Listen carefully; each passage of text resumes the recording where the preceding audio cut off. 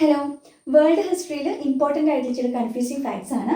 ചുവപ്പ് കാവൽ സേന ആരുടേതാണ്? ചുവപ്പ് കാവൽ സേന ലെനിൻ്റെതാണ്, ലെനിൻ്റെ. ഓക്കെ, ചുവപ്പ് സേന എന്നാണെങ്കിൽ മാവോ സെ തുങ്ങിൻ്റെയാണ്.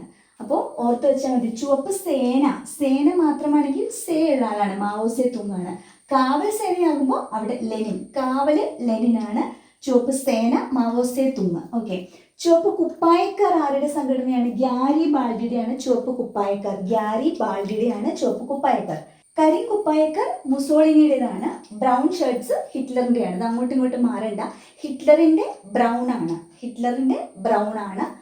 കരിക്കുപ്പായക്കാർ മുസോളിനിയുടേതാണ്. കരിക്കുപ്പായക്കാർ മുസോളിനിയുടെയാണ്. എന്തെങ്കിലും കണക്റ്റിംഗ് ഒക്കെ വെച്ച് നിങ്ങൾ ഓർത്ത് വെച്ചേക്കണം.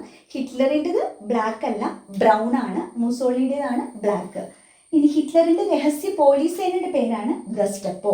ഓക്കെ, അപ്പോൾ ഒന്നുകൂടെ നമുക്കൊന്ന് പറഞ്ഞു നോക്കാം. ചുവപ്പ് കാവൽ സേന എന്ന് പറയുമ്പോൾ കാവൽ ലെനിൻ. ചുവപ്പ് സേന ആരുടേതാണ്? സേന സേ മാവോ സെ തുങ്. ചുവപ്പ് കുപ്പായക്കാർ ഗ്യാരി ബാൾഡിയുടെയാണ്. ഇനി കരിങ്കുപ്പായക്കാരാണെങ്കിൽ ബ്ലാക്ക് മുസോളിനിയുടേതാണ്, മുസോളിനിയുടെ സംഘടനയാണ് കരിങ്കുപ്പായക്കാർ. ആൻഡ് ഹിറ്റ്ലറിൻ്റെത് ഏതാണ്? ബ്രൗൺ ഷർട്ട്സ് ആണ് ഹിറ്റ്ലറിന്റെ രഹസ്യ പോലീസ് സേനയുടെ പേര് Gestapo. Mussolini, Hitler, one from Germany, one from Japan, ഏതൊക്കെയാണെന്നുള്ളത് കമന്റ് ചെയ്യും.